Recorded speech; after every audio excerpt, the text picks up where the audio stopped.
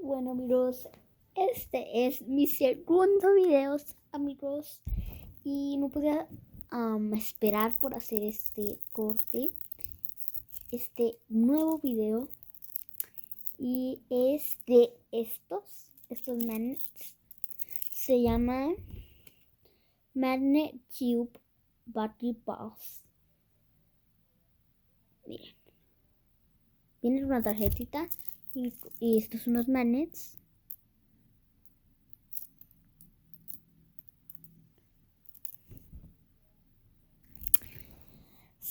Amigos,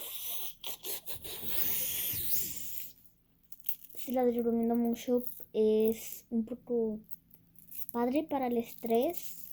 Esto te lo va a quitar de repente. Miren, te hace pulseritas y lo que quieras. Miren.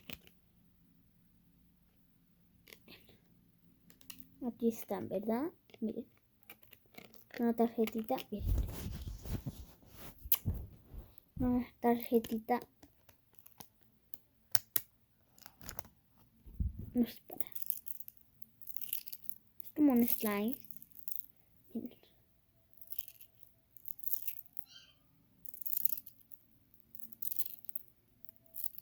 Y bueno, amigos, espero que los compren.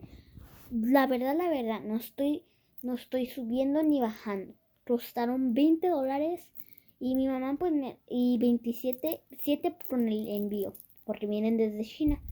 En este caso pues yo vivo en El Paso y por eso tardó como una semana entera. Y pues sí, espero que las compren, amigos. Pero pues mi mamá me las compró porque pensó que eran grandes, pero pues ya no se pueden devolver. ¿Sí? Súper chiquititas. Pero sí se las recomiendo, amigos. Miren, miren.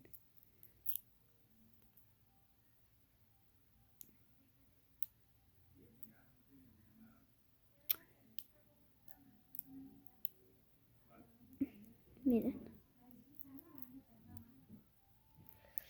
Miren, va jalando.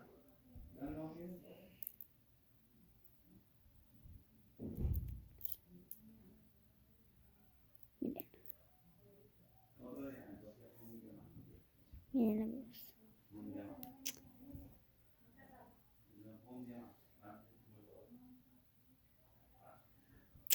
Miren, pues. Ahorita voy a hacer mi rutina de noche, así que no se la pierdan. Bye.